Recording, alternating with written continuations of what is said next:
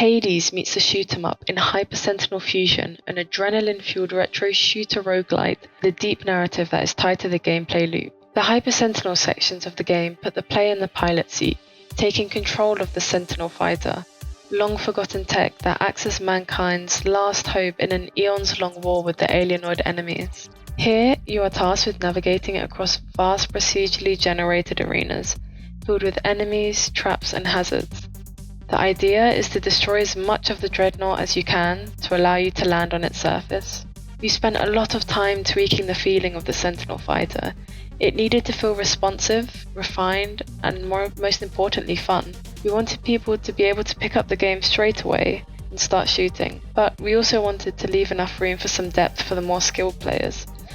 For example, if you turn just as you collide with an enemy, your shield activates, allowing you to deflect the bullet. Similarly, if you gather momentum while traveling in one direction, you can flip the ship and fire off a volley of shots behind you to destroy anything trailing you.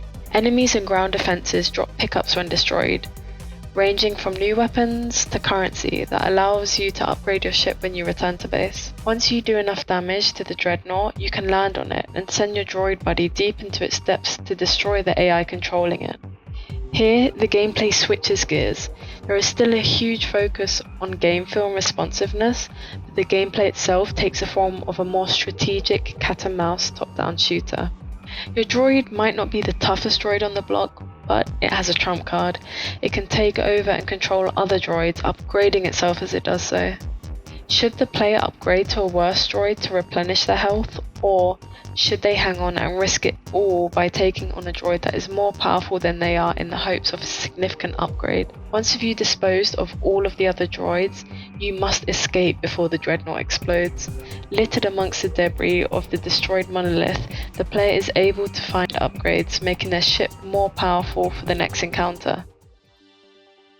At the end of each run, the player will return to the Moonbase Alpha, the home to Stella Novastorm, the protagonist, and her squad. She is the maverick pilot, eternal optimist, and the glue that holds the team together.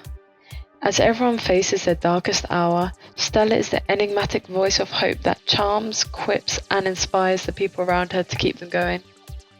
Stella is joined by Dr. Heimlock, a half-crazed space Viking who crazed into the heart of infinity to create the technology that allows Stella to return time and time again to continue the fight, and Wing Commander Logan, the officer in charge of the moonbase. To the casual observer, the commander appears like a competent and capable leader, but those who know her well realize that her job is the crutch she uses to hold herself together. Without her work, she is a mess of a human, racked by loss, guilt, and a need for revenge. Each encounter at the moonbase tells you more about the characters and storyline.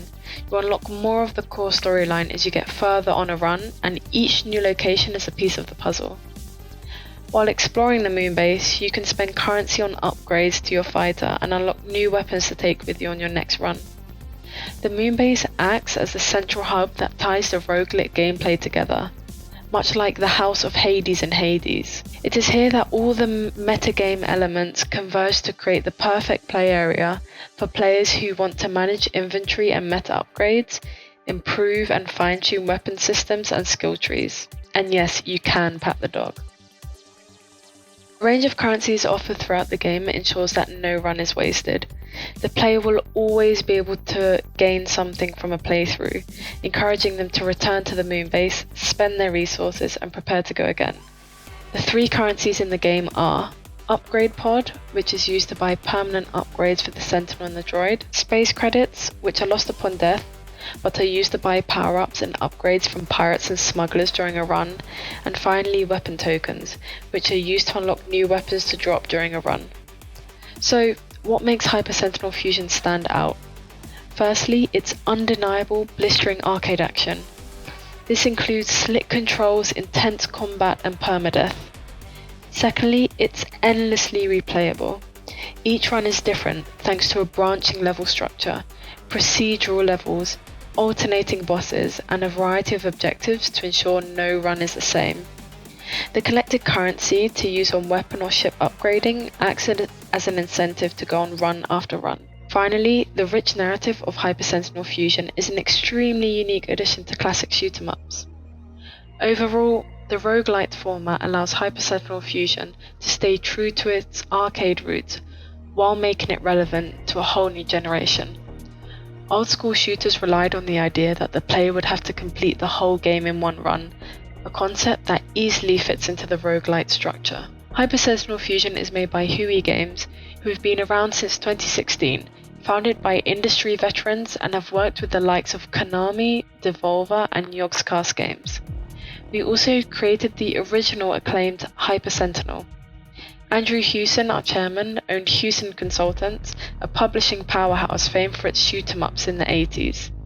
Hyper Sentinel Fusion takes inspiration from two of the best, Uridium and Paradroid, which are often listed in the top 10 C64 games of all time.